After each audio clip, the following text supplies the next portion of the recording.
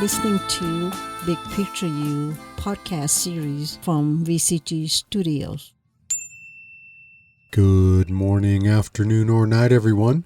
Coming to you from the comfort of the VCG Media Broadcast booth. I'm Verve Coach Gordon, and you're listening to Big Picture You, the podcast series where wellness practices and concepts meet practical application and real-life example. Season 2, Episode 8, Big Picture You podcast series, My Father, My Dad, My Awesome Guide. I'm going to keep things simple as I share some narratives about my old man in the wake of another Father's Day without him, which actually Father's Day was quite a while ago, so we're a little bit late on this one. But I still wanted to do this tribute. And I use my old man as an old schooly term of endearment as I lovingly recall to mind the amazing fellow that he was. And as always, please feel free to reach out to me with questions or comments. Now, moving right along with Big Picture You, Season 2, Episode 8. My Father, My Dad, My Awesome Guide. Now, when I look back at the big picture, me and my dad, I really see a very rich picture, childhood and family life. As a police officer, he worked shift work, missing holidays and weekends while he was newly on the force. At the same time, he worked side security jobs for extra money, maybe working events or providing security for upscale department stores during the holidays. Now and then he would swing by a family event or party in his patrol car in uniform. My chest puffed out as all the kids ran to greet him. I didn't have to, because once he swept past the other kids, he would inevitably pick me up and walk into the party, where everyone else loved him, carrying me along. My dad, a true hero. Even with all of his work and related responsibilities, I still remember very clearly playing ball with him, going fishing, working on cars together, and other such activities. I don't remember an absentee dad. I remember a dad who more than made up for any absences he could not avoid. My father, Gordon Sr., grew up in a small town in Utah, primarily a railroading town. His forebears were American pioneers of Swedish descent who crossed the frontier, settling in the West for a better way of life. My dad had a simple but rich childhood, swimming in the local creek, running country back roads with friends, and enjoying the outdoors. He left home in his late teens to join the Air Force and serve in the Korean War, but he never made it to Korea. Instead, he made it to Denver's Lowry Air Force Base, which led to his meeting and marrying my mom. One thing that led to his going into police work is that his great-granddad was a police officer, as was his father for a very short time. Besides that, he really wanted to help and protect people. He never pushed me toward police work, just always told me, find something that you love and do your very best at it. That advice held true both for career and personal life. This guy was a cool cucumber under pressure, man. Something that took me a long time to work out for myself, and that is to remain calm. By way of example, here's a bit of an anecdote that kind of demonstrates his coolness. Once, when I still lived at home, and there's air quotes on that, me, my mom, and my dad were having a delicious chicken dinner while watching a television news program. This was kind of a Friday night tradition, because most times we were all three at home on Friday evenings. I didn't care for news programs, and I made a snide comment toward one of the stories. Yikes! Suddenly a piece of chicken is lodged in my throat and all air ins and outs were cut off. And I don't know if you have ever had a choking incident, but it is scary. No matter how hard you try, you cannot take in any air. You can feel your limbs begin to constrict and your mind become fuzzy. Soon as I felt the sensation of choking, I stood up abruptly. pointing to my throat and making gagging noises. While I've mentioned my mom's sense of humor and the kidding nature of our relationship in previous episodes, she thought I was just goofing around. First she laughed, and when I gagged again, she had had enough of my shenanigans and sternly said, "Sit down and eat, or get out from in front of the TV," or something like that. My hero, however, quickly realized what was going on, jumped up, turned me around, and performed the old Heimlich maneuver. Out pops the chicken. I'm immediately breathing again. My mom had come up to speed on the situation by that time, expressing grave concern. I thanked my dad. He nodded in acknowledgement, sat down, and enjoyed the rest of his meal. He never mentioned it again, or made fun of me or anything, just rapidly saved my life, smooth as glass, and cool as a cucumber. My dad was a very sensitive individual and appreciated difference and live and let live perspective, as well as insisting that I engaged in my life and my education. Like many kids, I did not always follow his advice. He taught me many skills that have served me well, from gardening and yard work to home improvement, maintenance of cars, sporting and outdoor skills, all kinds of stuff. I'm so glad I had a dad who tried hard to set me up well for success with hard and soft skills. Although I do know that he struggled at times within the balance or unbalance of family versus the demands of his job, but he surely rose to those challenges. He and my mom provided great family vacations every summer for us kids. It was on many of these vacations that he imparted his knowledge of the West, nature, and environment upon me. After a time, us kids grew up and one by one stayed home from those vacations. I was in high school when I had a job that would not let me off for a family vacation. Very first time. I was pretty bummed out, and even more so when one of my female cousins, who was close with my youngest sister, replaced me. There are so many injustices in this life. In a previous episode, I've mentioned my escape to New York as an angry young man. My dad and I had a huge blowout, and I fled for quite a while.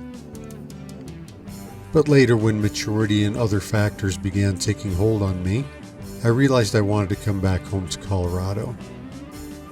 I called him and told him my plans. He simply said, "There's always a place for you here." Later in his life, he was diagnosed with a vascular disorder in his brain, and his health declined rapidly. After diagnosis, during his remaining time, he came to lose memory function, which was really sad to watch. When he no longer remembered who I was, it hit me pretty hard. But something beautiful did come of it. Any and all inhibitions, perspective, and attitudes we shared or were at odds over within the father-son dynamic kind of faded away. For a short time, we were able to communicate strictly as friends. After that last healthy meal he was able to eat, and the last meal we shared together, that was barbecued kebabs on his deck by the lake, my mom asked if he wanted a drink of scotch, his very favorite. Then she asked me. After we got our glasses, my dad lifted his glass high and said, "You are really a fine young man." I was very, very moved then, just as I am now, in relaying this story, and I really appreciated the young part. Now, the relationships with the 11 energies of the verve that I associate with each episode's main content. Again, keeping things simple, I'm just going to zoom right in on energy of the verve number 11, love. A love born of and feeding into all of the 11 energies. That was most certainly passed on as legacy from my dad.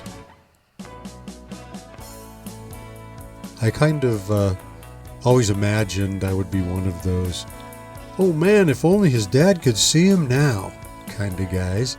And I think in some ways that is coming to light. I am absorbing his lessons and taking to heart many of the things he tried to teach me, at least being open to understanding why he tried to teach me certain things. So I'm pretty proud of the energies that my dad instilled in me, the values, the morals. So all these years later, coming up with the 11 energies of the verve, I believe pretty much is in line with his mission and with the mission that he may have imagined for me. And I will always appreciate the lessons, the guidance, and the love.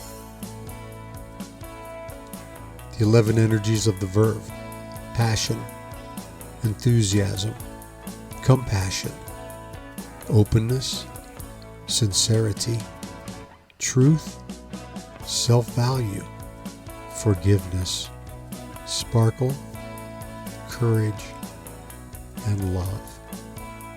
And if you look there at this story and many stories of your own, perhaps of a parent, a guardian, or a loved one, there are many, many more connections to these energies that can be revealed. I invite you to take a look, spend some time reflecting, gaining true perspective, or a truer perspective, I should say, and to explore these connections on your own.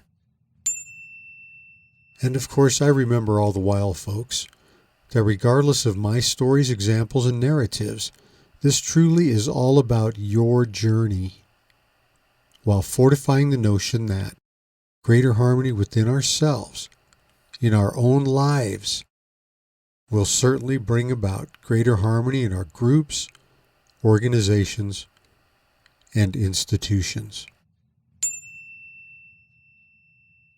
Alrighty now, here's the big picture you takeaway for today's episode. Bottom line, I'm glad I had the dad I had. That's almost like a Dr. Seuss rhyme. I'm glad I had the dad I had. Glad for who he was and is in my heart. I'm glad and I'm proud of him.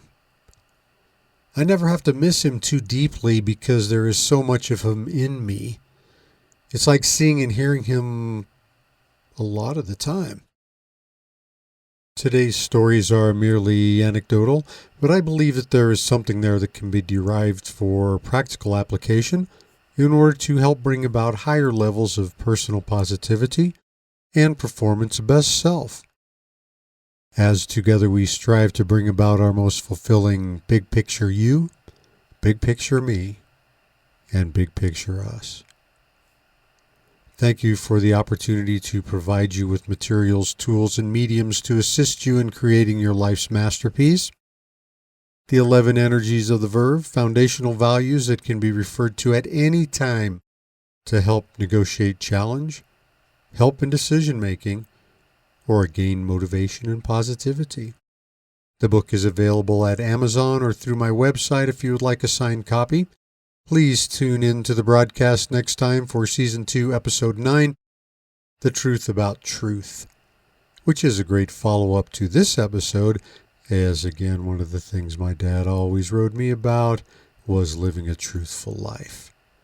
So, tune in for that one, should be a good one.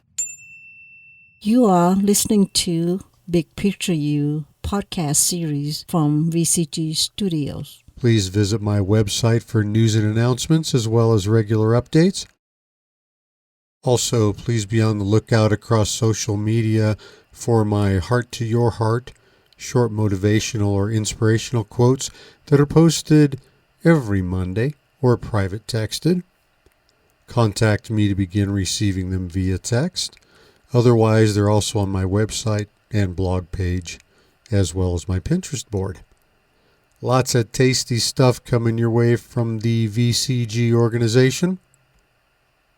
All content, text, and music in the Big Picture You podcast series is copyright Verve Coach Gordon, unless otherwise cited. Thanks so much for listening to the broadcast today. If you have any feedback, please reach out to me at gordon@vervecoach.com with questions or even answers for that matter. Remember, kindness is beautiful, both toward others and yourself, in creating an amazing and empowering big picture you, big picture me, and big picture us. Be well, my friends.